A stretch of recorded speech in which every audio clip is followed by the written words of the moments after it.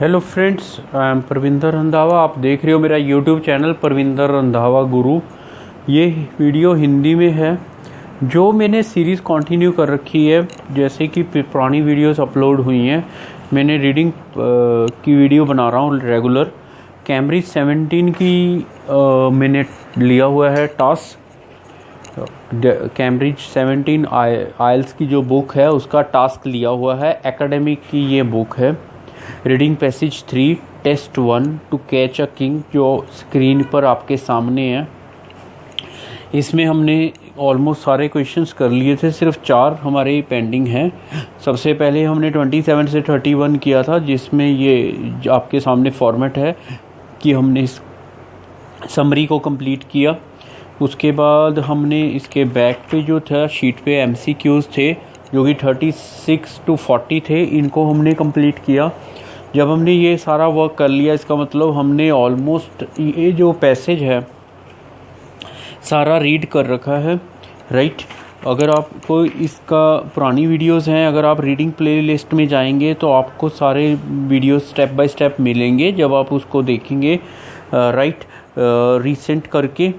अब मुझे जो यहाँ सर्च करना है, जो मेरा आज का वर्क है जिसके ऊपर मैं वर्क करने लगा हूँ, वो मेरा इसमें येस नो नॉट गिवन है। जो पेंडिंग रह गए थे वो मैंने आज करने हैं। ये जो हैं येस नो नॉट गिवन, मतलब कि 32, 33, 34, 35, सिर्फ 4 क्वेश्चंस हैं।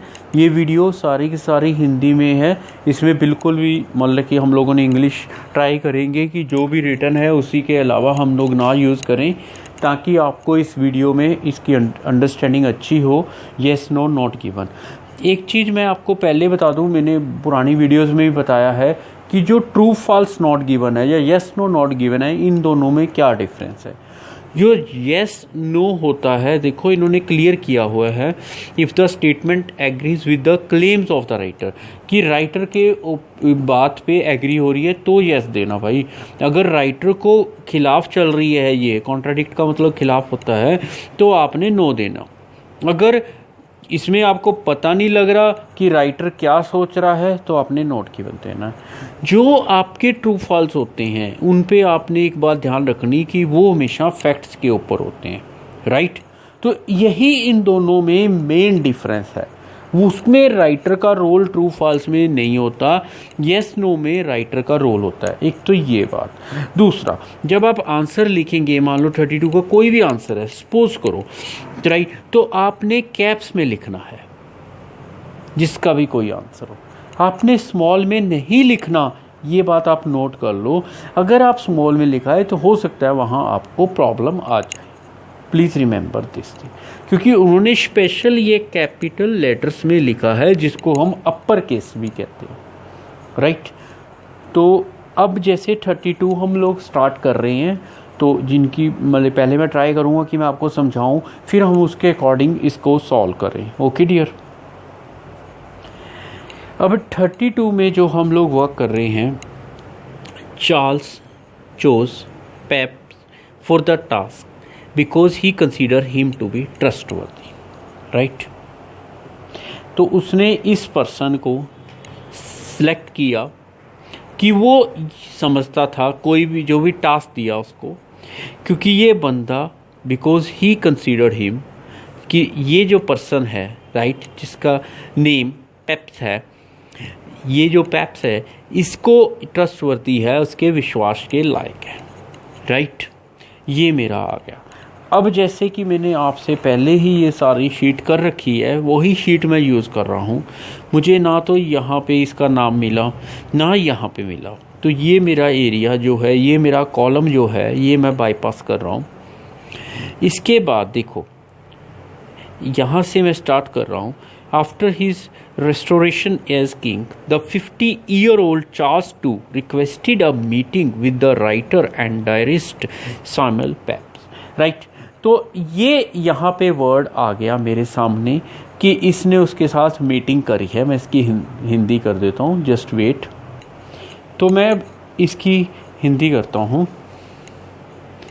देखो, जब भी उसको 50 साल का हो गया किंग, वो दोबारा से किंग बन गया। आप पुरानी वीडियोस में देखोगे आपको पता लग जाएगा किंग भाग गया था, उसकी लड़ाई हुई थी, वो सारी स्टोरी आपको पुरानी वीडियोस में पता लगू। तो उसने एक मीटिंग करी, जो राइटर था जिसका नेम सैमुअल पीप्स है, राइट, और डायरी भी लिखता था। His intention when asking Pepys to commit his story to paper, वो चाहता था कि जो मेरी स्टोरी है उसको आप पेपर पे लेके आओ, पेपर का मतलब आप राइट करो, was to ensure that this most extraordinary episode, वही ऐसा लिखो कि लोग इसको भूले ना। देखो एक चीज़, just hold for a second, ये आपके सामने है, मुझे मिल गया ये चीज़। अब मैं इस चीज़ को एक मिनट पेज फोल्ड कर लेता हूँ।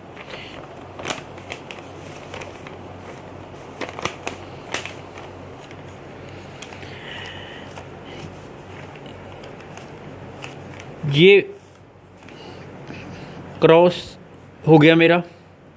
रिक्वेस्टेड अ मीटिंग, इसका मतलब सिलेक्शन होगी। किसके साथ सिलेक्शन हुई? इस पर्सन के साथ, राइट। पीप्स जिसका नेम है, यहाँ पे ये आ गया पर्सन। टास्क क्या था कि मेरी स्टोरी लिखो, ये टास्क हो गया। बिकॉज इसका रीज़न दे रहा है, he considered him to be a trustworthy, कि जो एपिसोड है सबसे अच्छा रहे दुनिया में, कि कभी भूला ना जाए। लेकिन मुझे यहाँ पे एक वर्ड नहीं मिला कि ये उसको कि ट्रस्टवर्दी सोचता था या नहीं सोचता था। देखो जस्ट राइटर कौन है यहाँ पे, हम लोगों ने ये बात यहाँ से फिर दोबारा पिक करते हैं। क्लेम्स ऑफ द राइटर, लिखने वाला, ठीक है। इसकी लेटेस्ट बुक थी, तो राइटर तो यही था। रिव्यू कौन कर रहा है? एना कर रही है। इसका नेम भी चार्ल्स स्पेंसर है। लेकिन यहाँ तक मुझे कोई ट्रस्टवर्दी वर्ड नहीं मिला कि ये उस पर ट्रस्ट करता था। उसने सिर्फ एक रिक्वेस्टेड करी थी मीटिंग। आगे पढ़ते हैं। Over 2-3 hour sittings the king related to him in great detail his personal recollections, कि उसने 2-3 hours की जो सीटिंग थी, ठीक है 3-3 hours की, किंग ने उसको क्या किया, जितनी पर्सनल रिकलेक्शन थी उसकी 6 हफ्ते की, जब वो भागा था। फिजिटिव का मतलब ये होता है भाग जाना, ठीक है। उसने सारा बताई उसको डिटेल में। King and secretary settle down, ठीक है जी, दोनों। A scene that is surely a gift for a future script writer, कि उसने ऐसा सीन बना के उसको दिया कि जो भी राइटर था आगे उसको एक अच्छा लिख सकता था।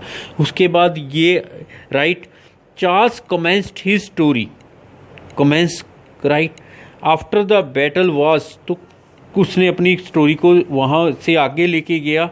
वो यहाँ तक इस कुछ नहीं है। उसके बाद यहाँ स्पेंसर की बात आ जाती है, चार्ल्स 2 की बात नहीं आती। देखो इसमें बिल्कुल पजल नहीं होना, आपके सामने है, बड़ा क्लियर है कि उसको ट्रस्टवर्दी समझता था या नहीं समझता था। अगर मैं कहूँ कि उसने उसको बुला के कहा भाई स्टोरी लिख दे, तो मुझे लग रहा है भी ट्रस्टवर्दी समझता था, तो मैं हो सकता है आंसर इसका यस दे दूं या कुछ भी दे। लेकिन अगर मुझे राइटर की बात पे, राइटर मतलब स्पेंसर की बात देखनी है, तो स्पेंसर ने ऐसी कोई कहानी नहीं लिखी। उसने बिल्कुल नहीं लिखा कि बंदा ट्रस्टवर्दी था या नहीं था, इस वर्ड को उसने यूज़ नहीं किया। तो मैं इसका आंसर क्या देता हूँ, नॉट गिवन, क्योंकि मैंने आंसर इस बंदे के अकॉर्डिंग देना है, ना कि अपनी सोच के अकॉर्डिंग। आप भी कहेंगे कि 6 हफ्ते बंदा एक भाग गया 6 हफ्ते के लिए, ओके, और उसने एक बंदे को अपनी स्टोरी बताई, दुनिया, वो तो दुनिया को कहता था बताओ, तो इसमें ट्रस्टवर्दी बात क्या आ गई? जिन्होंने उसकी स्टोरी पढ़नी थी क्या उसके ट्रस्टवर्दी थे? वो तो मैं कोई भी हो सकते थे उस टाइम। पॉइंट को समझना, ध्यान से समझना। ये तो कोई, आज उसने उसको स्टोरी बताई, उसने कहा भाई ये स्टोरी मेरी लिख दे, ठीक है जी। उसने इस पर्सन को बुलाया, राइट, जिसका नाम पीप्स था, उसको कहा भाई मेरी स्टोरी लिख दे। इसका मतलब उसने ट्रस्टवर्दी वाली बात क्या, वो तो दुनिया को बताना चाहता था अपनी स्टोरी, और आगे जाके लिखा भी हुआ है कि नरेट कर, बट इतना ज़्यादा डेप्थ में जाने में पजल हो जाऊँगा।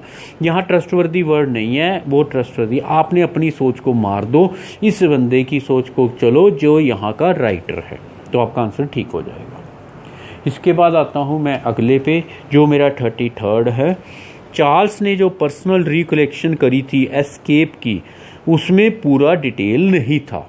अब ये आपने ऑलरेडी लाइन पढ़ ली है, ये बहुत अच्छा लगा कि जैसे 32 यहाँ मिल जाएगा, अगली लाइन में क्योंकि मैंने पढ़ चुका हूँ तो यहाँ पे मेरे को सारा मिल जाएगा। अब ये बात तो मुझे पता ही है, पर्सनल रिकलेक्शन दोनों मैच हो रहे हैं।